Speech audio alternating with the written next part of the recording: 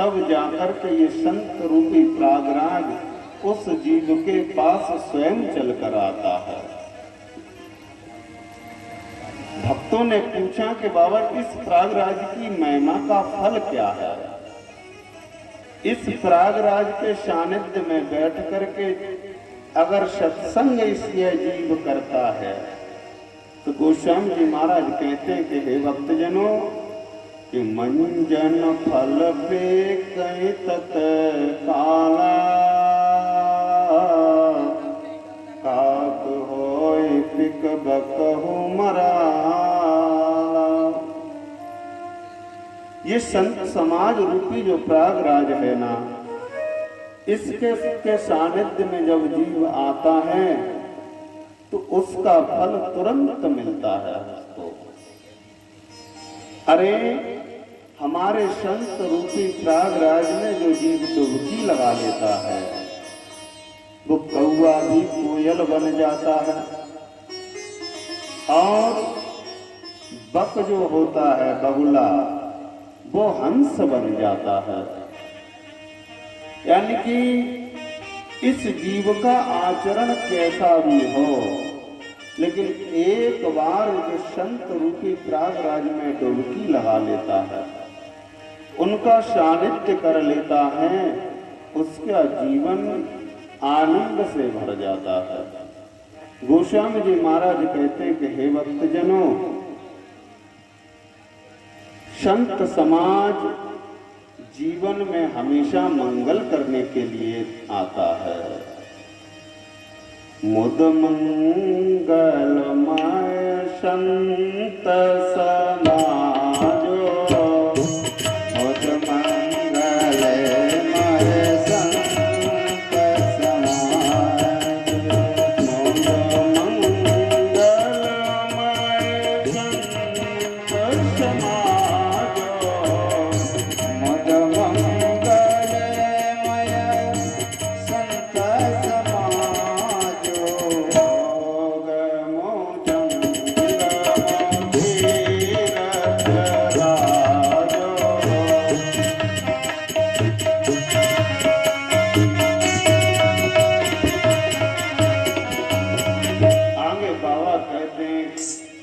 इस संत समाज के सानिध्य में चाहे वो सठ ही क्यों ना हो, अगर वो भी रहेंगे, उनका सानिध्य करेंगे और संत समाज में बैठ कर के सत्संग का गायन करेंगे, उसको श्रवण करेंगे, तो वो उनमें भी सुधार हो जाएगा।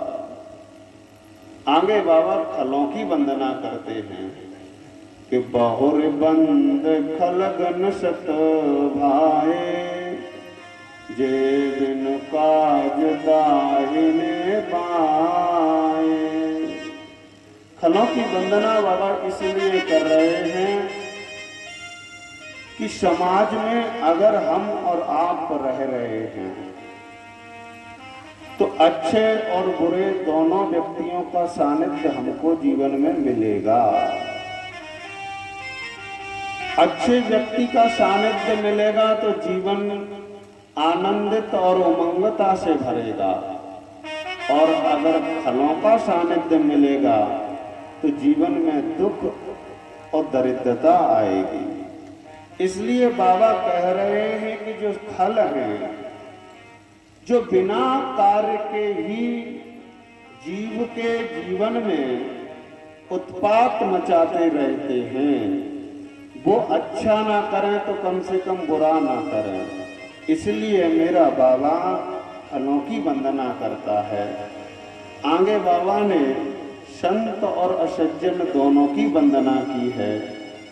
अब तो मेरा बाबा जीव मात्र में श्री राम जी का वंदन करता है। कहा कि हे भक्तजन, जिनकी मैं कथा का गायन कर रहा हूं, पता है वो कौन है? संतों ने बाबा से पूछा कि बाबा वो कौन है? बोले सिया रामो मैं सब जग जाने, सिया राम मैं सब जग जाने, सिया राम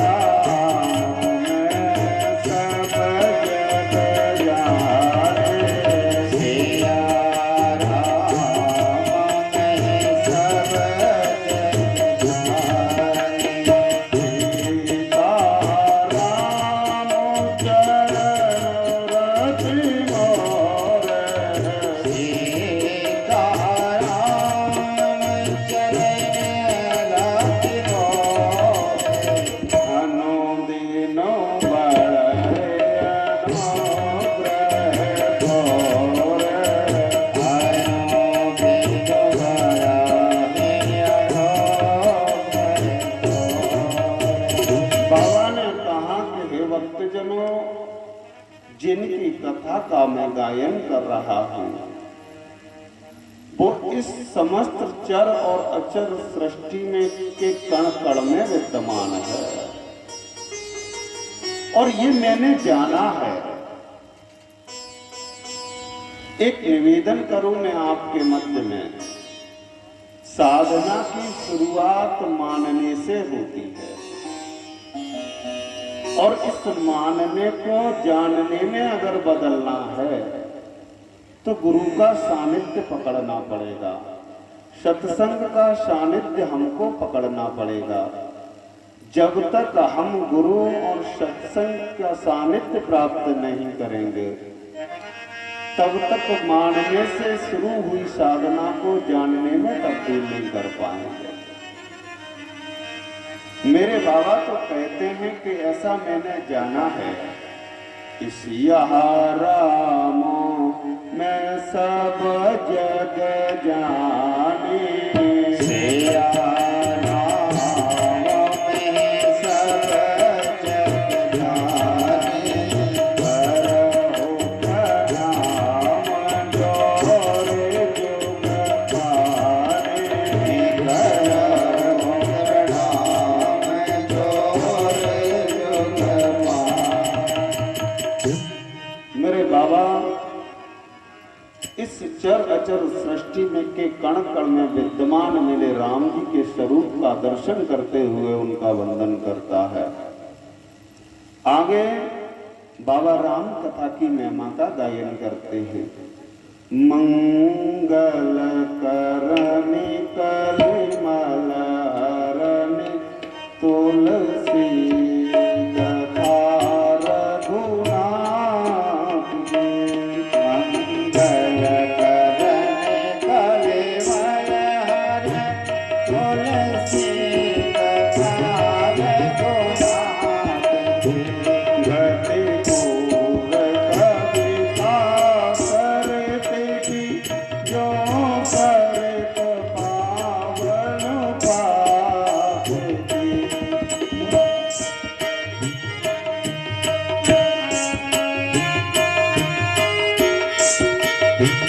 जो करत पावन पावती, प्रभु को जस संगति मनते भारी होई, हरि सुदन मन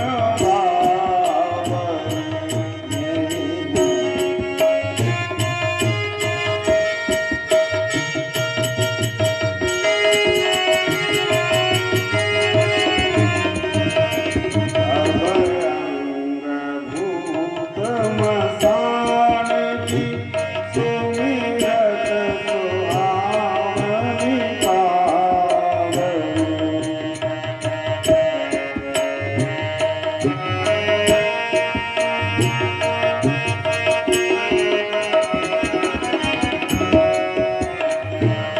बाबा ने कहा कि मेरे राम जी की जो कथा है ना, वो समस्त मंगलों को करने वाली है। आगे मेरे बाबा पूज्यपाद गोस्वामी जी सरकार परकर समाज की वंदना करते हैं। बंदवावदपुरी अति पावन, सरजू सर कल कलश न सावन। अवधपुरी के वंदना करते हुए उसमें निवासरत सभी पुर नर नारियों की वंदना, मैया कौशल्या की वंदना की है, दशरथ जी की वंदना करते हैं, जनक जी की वंदना करते हैं मेरे बाबा, और श्री भरत जी की, लक्ष्मण जी की और शत्रुघ्न की वंदना करते हैं।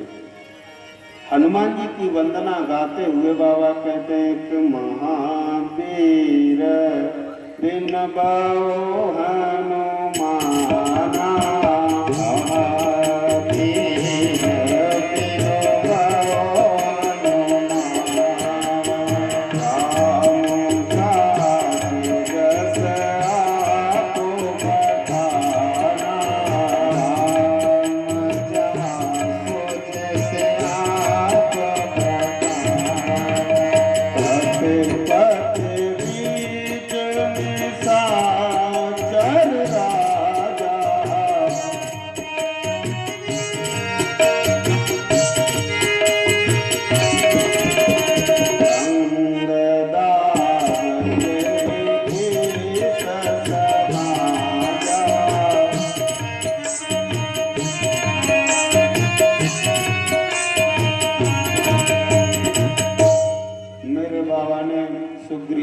जामवंत, भीषण और अंगद सभी की वंदना की है।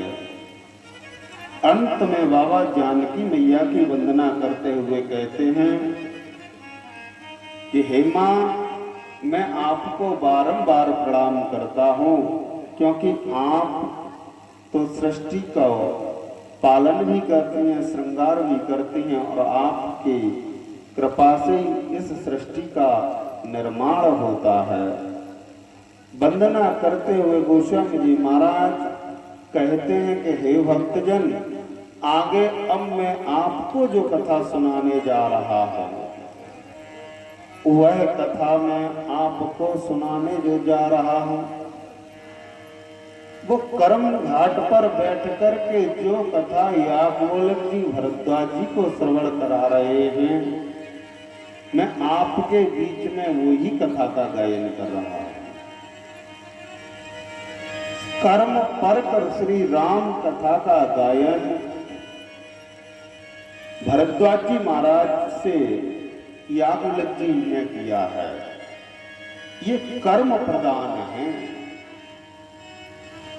और श्री राम कथा के माध्यम से हमको और आपको ये समझ लेना पड़ेगा कि इस जीवन में अगर हमको यश और कीर्ति प्राप्त करनी है, तो ये तय केवल और केवल हमारा कर्म ही करेगा।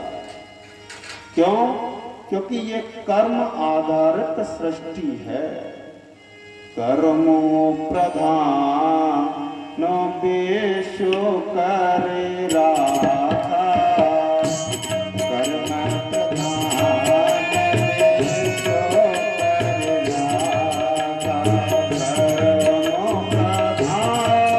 बेशो करे राखा, कर्मो प्रधान बेशो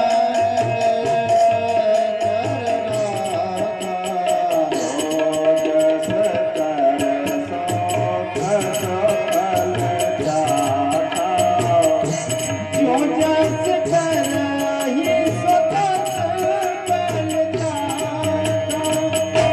कर्मो प्रधान सृष्टि में आप निवासरत हो, और अगर इस कर्म प्रधान भूमि पर आप विचरण कर रहे हो, तो कर्म की प्रधानता है इस जीवन में। इसलिए गोस्वामी जी महाराज कहते कि हे भक्तजनों, अब जो मैं आगे कथा का गायन करने जा रहा हूं, वह कर्म घाट पर बैठे हुए याज्ञवल्क्य जी महाराज भरद्वाज जी को सुना रहे हैं। बाबा गोस्वामी जी शरणागति घाट से कथा को कर्म घाट पर लाते हैं। क्या लिख रहे हैं बाबा?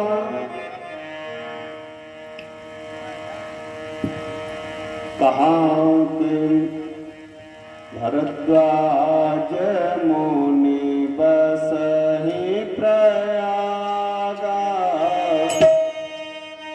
आज मुनि बसहि प्रयागा,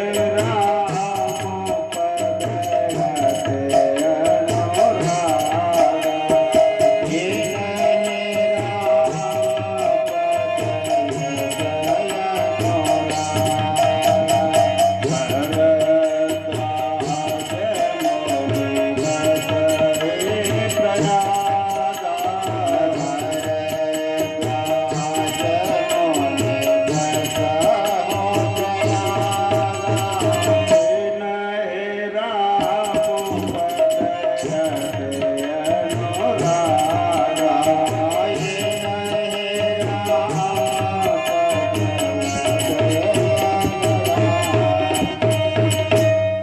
गोस्वामी जी महाराज कहते हैं कि हे भक्तजनों, प्रयागराज पे भरद्वाज मुनि का निवास है।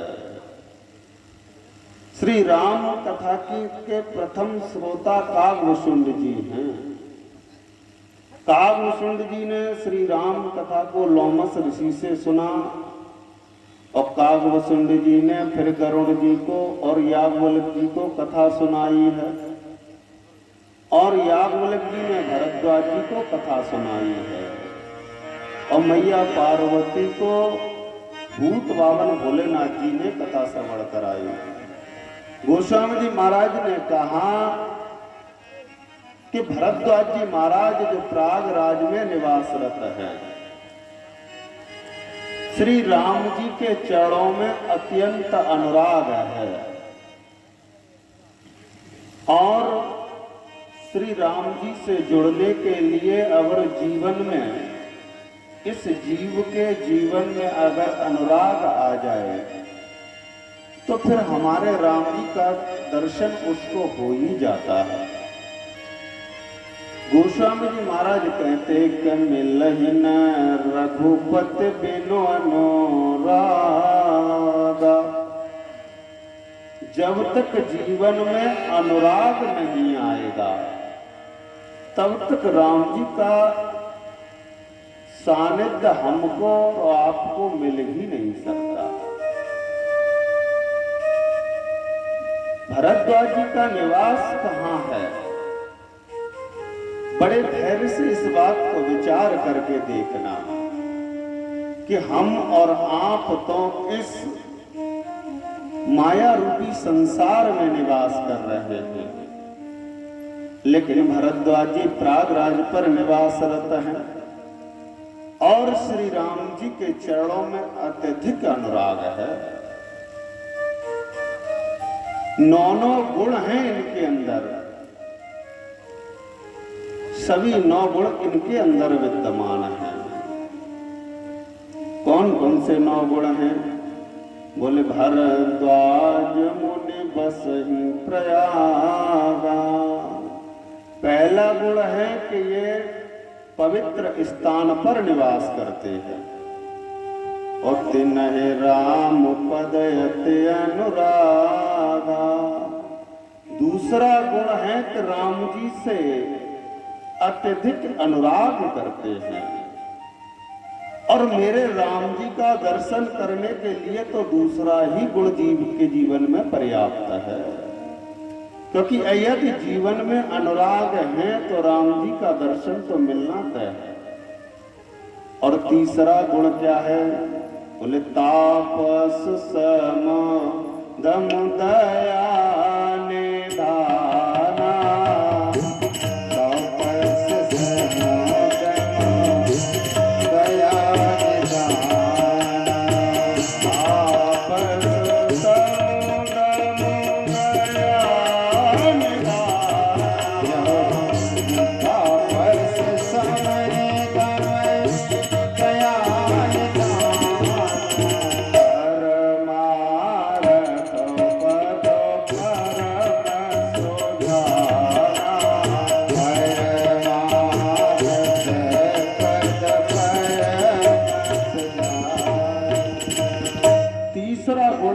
तपस्वी हैं, तापस हैं। चौथा सम है, यानी कि निग्रहित चित्त वाले हैं। और पांचवा दमशील है, यानी कि इंद्रियों को जीतने वाले हैं, जितेंद्रिय हैं। छठवां दया के निदान है, दयावान है। सातवां परमार्थ के पथ पर चलने वाले हैं और आठवां सुजान है। 9वां गुण क्या है? बोले मंजहि प्रात समेत ओछा। मंजहि प्रात समेत ओछा।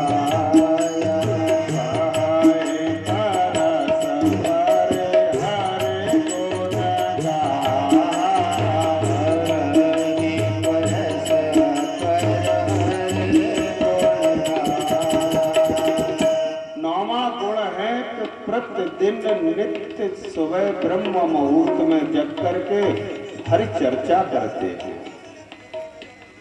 श्री गोस्वामी जी महाराज ने इस कथा को आपको और हमारे लिए इसलिए गायन किया है, मानो वो ये कहना चाहते हैं कि हे जीव, जब 9 गुण से संपन्न भरद्वाज जी जैसा भज्ञानी भक्त को अगर मोह हो सकता है तो फिर हम और आप की बात क्या है। स्मेल का गैरी है। सीताराम राम राम सीताराम राम राम सीताराम राम राम सीताराम राम राम सीताराम राम राम राधे श्याम श्याम श्याम सीताराम राम राम राधे श्याम श्याम श्याम कृष्ण गोविंद हरे मुरारी हे नाथ नारायण वासुदेवा श्री कृष्ण गोविंद हरे मुरारी हे नाथ नारायण वासुदेवा श्री कृष्ण गोविंद हरे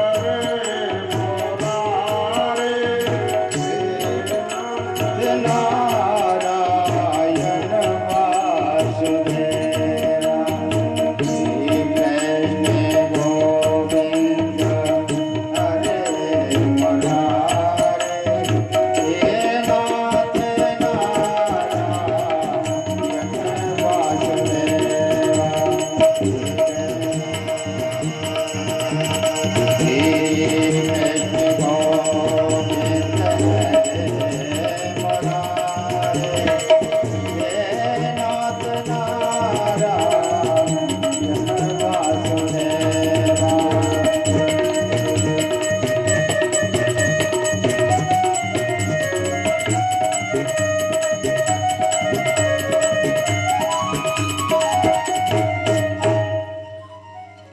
गोविंद मेरी यही प्रार्थना है, छूटे न ये नाम कभी तुम्हारा।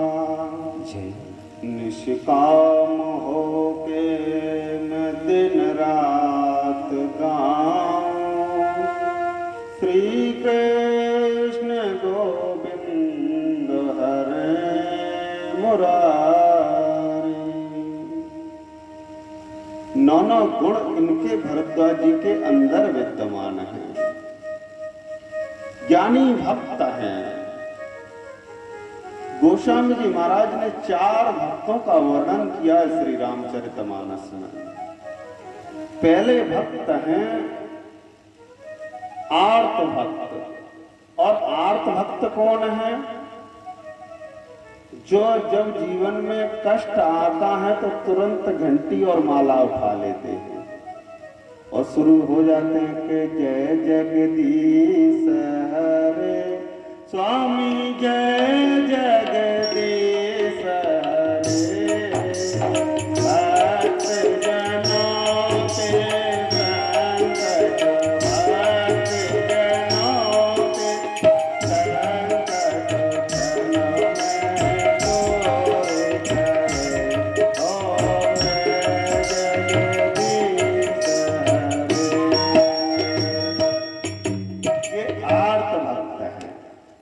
जब तक जीवन सुगमता से चल रहा है, जब तक जीवन में कोई कष्ट नहीं है, तब तक भगवान की कोई चिंता नहीं है।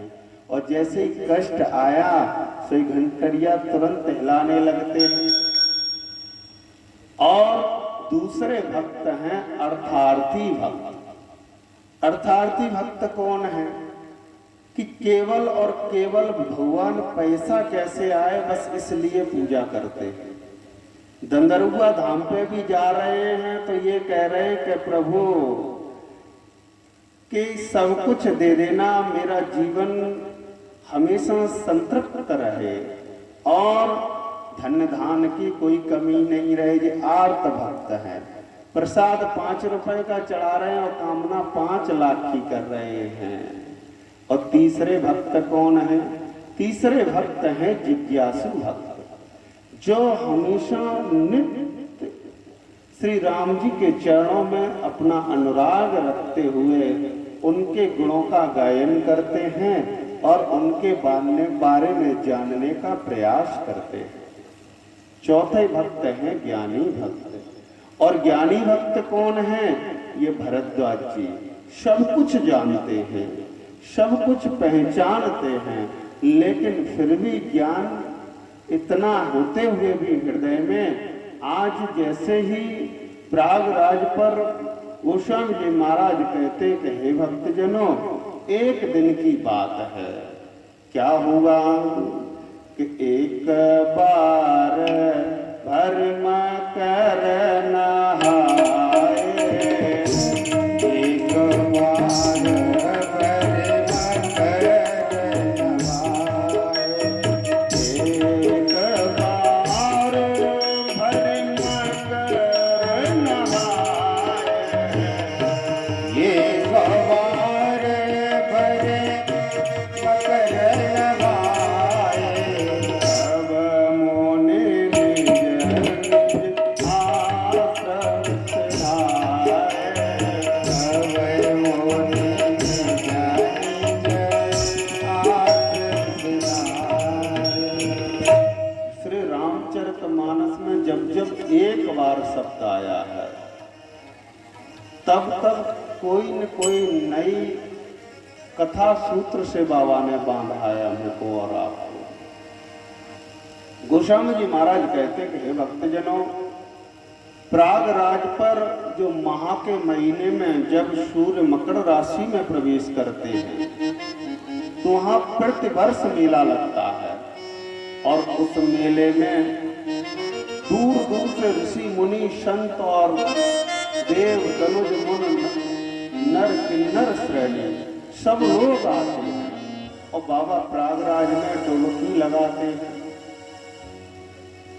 हमेशा डुबकी लगाने के बाद भरद्वाज जी के आश्रम पर एकत्रित होते हैं और ब्रह्म का निरूपण करते हैं, धर्म की विधि का विधान का वर्णन करते हैं और तत्वों के विभाग का वर्णन करते हैं। हर चर्चा नित्य नई भरद्वाज जी के आश्रम पर है, लेकिन फिर भी एक समय की बात है, बाबा कहते थे भक्तजनों, अपने गुरु याज्ञवल्क्य जी के भरद्वाज जी ने दोनों चरणों को पकड़ लिया। पकड़ के चरण पकड़ के कहा कि गुरुदेव, मेरी एक निवेदन सुनो। याज्ञवल्क्य जी ने कहा, क्या बात है भरद्वाज? कि हे प्रभु, सब लोग तो जा रहे हैं, लेकिन आपको अभी मेरे आश्रम पर रुकना पड़ेगा। कहा, क्यों रुकना पड़ेगा?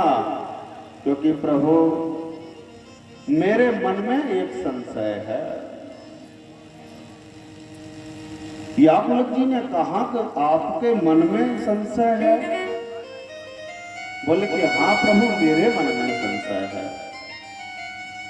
नाते क संशय बड़ मोरे, और करगत वेद तत्व सब तोरे। हे गुरुदेव, बहुत समय मुझको राम जी के गुणों का गायन करते करते हो गया, लेकिन हमेशा मेरे हृदय में संशय विद्यमान रहता है। हमेशा अज्ञानता इस हृदय में बनी ही रहती है। याज्ञवल्क्य जी ने कहा कि ऐसा क्यों तुमको लगता है? अरे भरद्वाज, तुम तो ज्ञानी भक्त हो, तुमको तो राम जी के चरणों में अत्यधिक अनुराग है, सभी 9 गुण तुम्हारे अंदर विद्यमान है, फिर तुमको ऐसा क्यों लगता है कि तुम्हारे हृदय में अभी भी अज्ञानता है, तुम्हारे हृदय में अभी भी मोह है? भरद्वाज जी ने दोनों चरणों को पकड़ लिया, रोने लगे। कहा कि गुरुदेव, बहुत समय से मैं ये चर्चा करना चाहता था, लेकिन कहे तुस मोहि लागत भैला जा। लेकिन मुझको कहने में भय और लाज दोनों लगती हैं। याकुब जी ने कहा कि भरद्वाज जैसी क्या बात है, तुमको भय और लाज क्यों लग रही है? कि लाज गुरुदेव मुझको इसलिए लग रही है कि ये संसार के जीव क्या कहेंगे कि भरद्वाज जैसा महामुनि ज्ञानी भक्त जो प्रयागराज जैसे पवित्र स्थान पर रहता है, जो नित्य भगवान के सत्संग से जुड़ा रहता है, फिर भी उसके अंदर अज्ञानता बनी रही, फिर भी उसके अंदर संशय बना रहा। इसलिए प्रभु मुझे तो अपना संशय कहते हुए बड़ी भय लग रहा है और लाज लज्जा लग रही है। याज्ञवल्क्य जी ने कहा तो फिर लाज किस बात की, भय किस बात का लग रहा है? बोले गुरुदेव भय इस बात का लग रहा है कि सांस्कारिक जीव तो जो सोचेंगे वो सोचेंगे, लेकिन कहीं आप ही ये ना सोचने लगे कि भरद्वाज सब कुछ जानते हुए भी मेरी परीक्षा लेने के लिए राम जी के बारे में मुझसे जान पूछ रहा है। इसलिए हे गुरुदेव मुझको तो कहते भय और लाज दोनों लग रहे हैं, और यदि मैं ना कहूं अपने संशय को, अपनी अज्ञानता को, अपने मोह को आपके समक्ष अगर मैं प्रकट नहीं करूं गुरुदेव, तो फिर इससे बड़ा मेरे जीवन में कोई गलत काम नहीं होगा। क्योंकि हे गुरुदेव जब तक हृदय में अज्ञान रहेगा, जब तक हृदय में मोह रहेगा, जब तक हृदय में सत्संग का प्रादुर्भाव विश्वास के साथ नहीं होगा, तब तक मेरे राम जी का सानिध्य मुझको नहीं मिलेगा। याज्ञवल्क्य जी ने कहा कि भरद्वाज चिंता मत करो, जो संशय आपको हुआ है वो संशय केवल आपको ही नहीं हुआ, अरे राम जी के बारे में तो जाने कितनों को संशय हुआ है। यदि कोई व्यक्ति बीमार हो, थोड़ा व्यवहारिक दृष्टि से जुड़े,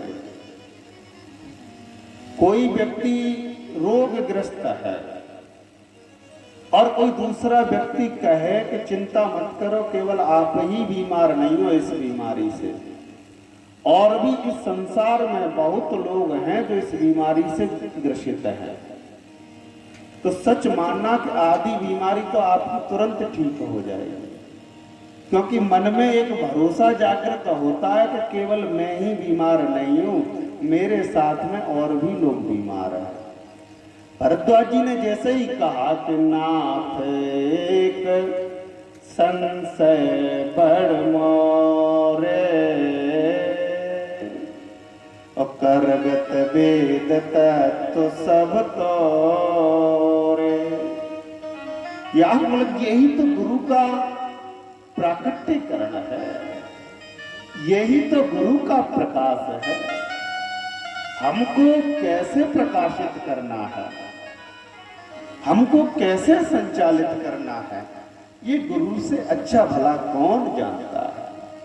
जैसे ही कहा कि भरद्वाज जी बहुत दुखित है, जैसे ही देखा कि भरद्वाज जी के हृदय में अज्ञानता है नहीं, लेकिन उनको ऐसा लग रहा है, तो कहा कि चिंता मत करो, केवल आप ही इस बीमारी से दुखित नहीं हो, और भी कोई है? बोले हाँ बहुत लोग हैं। बाबा याज्ञवल्क्य जी कहने लगे भरद्वाज एक समय की बात है कि मेरे राम जी नाग फांस में बंध गए, और जैसे ही राम जी नाग फांस में बंधे, नारद जी को यह सूचना मिली कि राम जी नाग फांस में बंध गए। तुरंत दौड़ते हुए गरुड़ जी के पास गए, कहा कि गरुड़ जी तुमको पता नहीं है राम जी नाग फांस में बंध गए हैं। गरुड़ जी ने पूछा फिर मुझे क्या करना पड़ेगा? अरे आपको तुरंत जाना चाहिए और राम जी को मुक्त करा देना चाहिए। गरुड़ जी तुरंत गए और राम जी को तो बंधन मुक्त कर दिया, लेकिन स्वयं बंधन में बंध गए, स्वयं मोह से ग्रसित हो गए। कहा अरे ये क्या वास्तविकता में वह अखिल ब्रह्मांड नायक चीर वैकुंठ के निवासी विष्णु के अवतार हैं क्या? अरे जिनके सुमिरन से तो एक बार जो जीव जिनका चाहे भाव से चाहे कुभाव से एक बार भी उनका स्मरण कर लेता है भव से मुक्त हो जाता है। लेकिन ये अपना बंधन नहीं काट पा रहे हैं तो ये दूसरों का बंधन क्या काटेंगे? और खुद तो राम जी को तो बंधन मुक्त कर दिया, लेकिन गरुड़ जी खुद बंधन में बंध गए, खुद मोहग्रस्त हो गए, खुद संशय से घिर गए। भवबंधन ते छूटहि नर जप जा करना, हरवन साचर बांधे नाग पास सोयरा। अरे जिसके नाम मात्र लेने से सभी जीव भवबंधन से मुक्त हो जाते हैं, और उस राम को क्या ये निशाचर नाग फांस में बांध सकते हैं? विचार मन में आया कि मुझे तो नारद जी ने भेजा है, इसलिए नारद जी के पास तुरंत पहुंचे।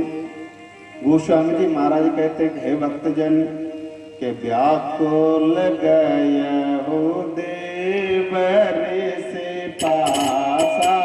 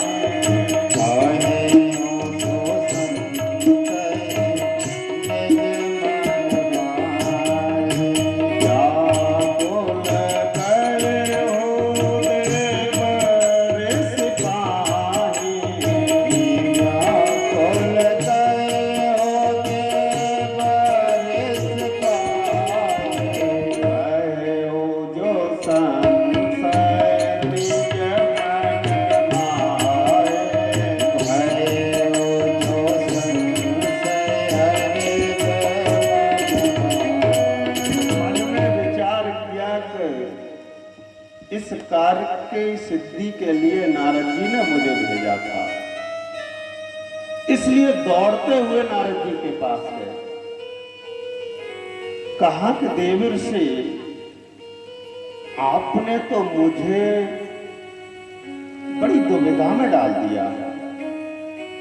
नारद जी ने पूछा कि जिस कार्य के लिए भेजे था उसका वह कार्य पूर्ण हो गया? बोले कि नारद जी वो तो कार्य पूरा हो गया, लेकिन उनको बंधन मुक्त करते करते मैं खुद बंधन में बन गया। मेरे हृदय में इतनी अज्ञानता आ गई है कि मैं अब यह निर्णय नहीं ले पा रहा हूं कि जिसको मैं बंधन मुक्त करके आया हूं वो क्या चल अचल सृष्टि का नायक है क्या इस सृष्टि का पालन करने वाले स्वयं विष्णु के अवतार हैं क्या? नारद जी ने कहा कि हे गरुड़ जी, ये जो तुमको जो बीमारी लगी है ये तो मुझे भी लग चुकी है, और मैं तो इस रोग से इतना ग्रसित हुआ था कि इस रोग के साथ साथ मुझे मेरे अंदर तो अभिमान भी आ गया था। इसलिए हे गरुड़, तुमको जो बीमारी हुई है अभी थोड़ी छोटी अवस्था में है, और जब मैं बीमार हुआ था, जब मैं मोह से ग्रसित हुआ था, जब मैं संशय से ग्रसित हुआ था, तो पता है मेरी बीमारी का इलाज तो शंकर भगवान भी नहीं कर पाए थे। शंकर भगवान ने तुरंत मुझे रेफर किया, कहाँ? बोले ब्रह्मा जी के पास। और ब्रह्मा जी ने मुझे तुरंत रेफर किया विष्णु भगवान के पास। अब समझो मेरी बीमारी कितनी बड़ी हो गई, स्वयं विष्णु भगवान ने मुझे ठीक किया था। इसलिए हे गरुड़, जितनी जल्दी हो सके उतनी जल्दी यहां से ब्रह्मलोक चले जाओ। तुम्हारी बीमारी का इलाज केवल और केवल ब्रह्मा जी कर सकते हैं। तुरंत गरुड़ जी ब्रह्मा जी के पास पहुंचे,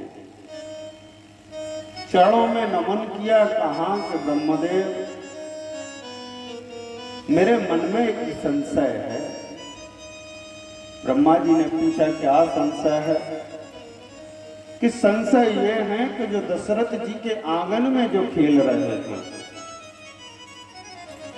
जो जिनको अभी मैं बंधन मुक्त करके आया हूं,